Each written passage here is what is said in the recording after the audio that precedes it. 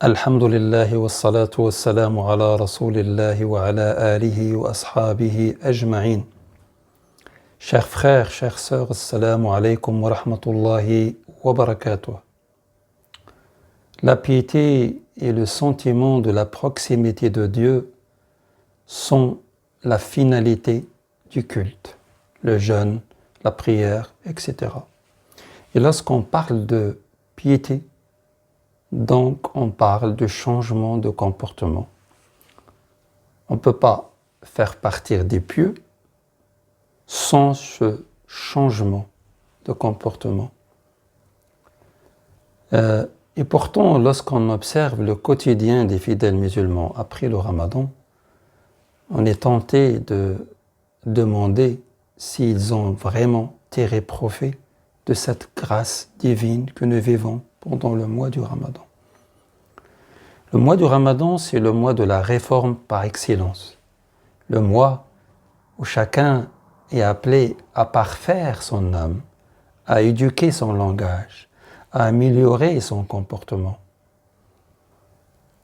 Le changement commence de l'intérieur. Il commence par l'âme, poussé par cette parole d'Allah Azza wa Jal.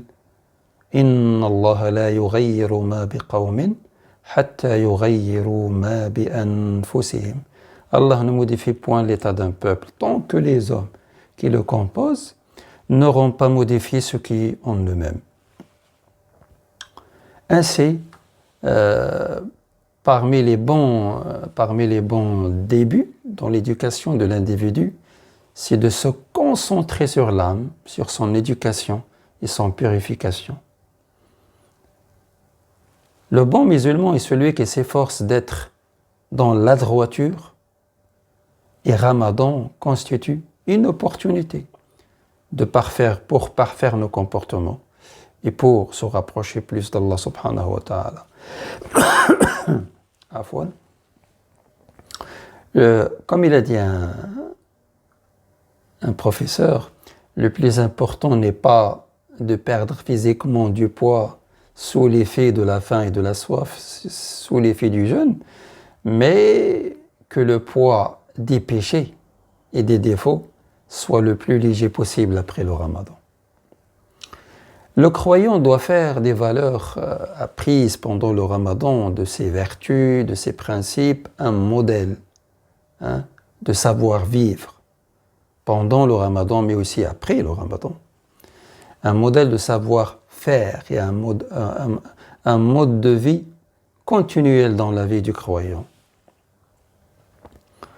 Le mois du Ramadan est propice à ce travail de fond sur soi.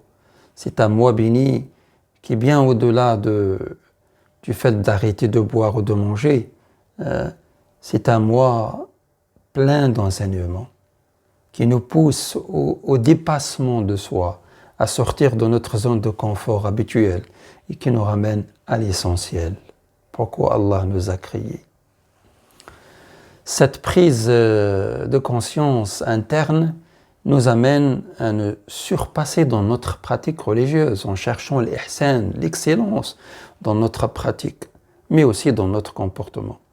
La mise en application de la parole divine rivalisée dans les bonnes œuvres. Ce verset, ou le sens de ce verset, prend alors tout son sens dans la vie du croyant. En parlant de nafs, de l'âme, Ibn Taymiyyah rahimahullah a dit « Le vrai prisonnier est celui dont le cœur est privé du rappel d'Allah. Et le vrai captif est celui qui est pris par ses passions. Il n'arrive pas à réformer son âme, à éduquer son âme, à purifier son âme, à se débarrasser de ses péchés et ses défauts. » Le slogan de la prédication islamique, shi'aru ad-da'wati al-islamiyya, aslih nafsaka wad'u ghayrak. Réforme ton âme et appelle les autres.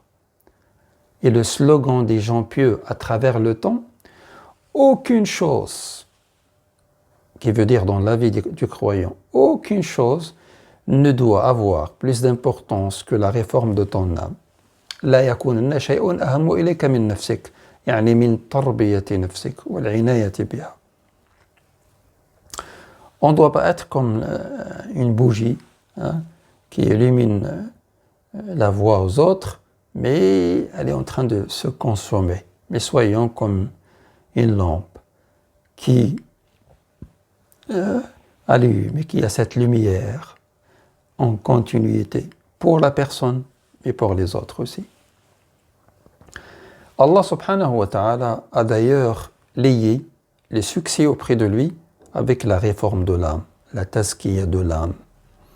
Il a dit وَنَفْسٍ وَمَا سَوَّاهَا فَأَلْهَمَهَا فُجُورَهَا وَتَقْوَاهَا قَدْ أَفْلَحَ مَنْ زَكَّاهَا وَقَدْ خَابَ مَنْ دَسَّاهَا.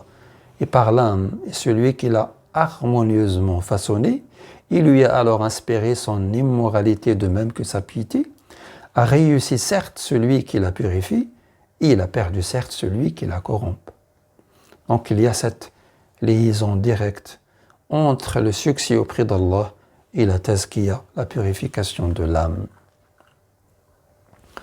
Si nous voulons purifier notre âme, il faut tout d'abord commencer par l'épurer des impuretés et des vices qu'elle renferme. Je ne vais pas parler de shirk, car alhamdulillah, nous sommes musulmans. Et Inch'Allah, nous sommes loin de shirk. L'épurer des vices de l'hypocrisie et du comportement des hypocrites. Purifier un nafs de l'hypocrisie en s'écartant du comportement de l'hypocrite. Nabi sallallahu alayhi wa sallam a cité certains défauts de l'hypocrite. Il a dit 4 défauts qui, lorsqu'ils entachent quelqu'un, le rend un parfait hypocrite. Celui qui en possède un, donc il est atteint par un défaut des hypocrites, à moins qu'ils ne s'en débarrassent. À savoir, tenir des propos mensongères, kadib, trahir ses serments, manquer à ses promesses et être de mauvaise foi au cours des disputes. Allahumma hafadna ya rabbil alamin ya arhamar rahimin. Donc, faire l'effort pour se purifier de tous les défauts des hypocrites.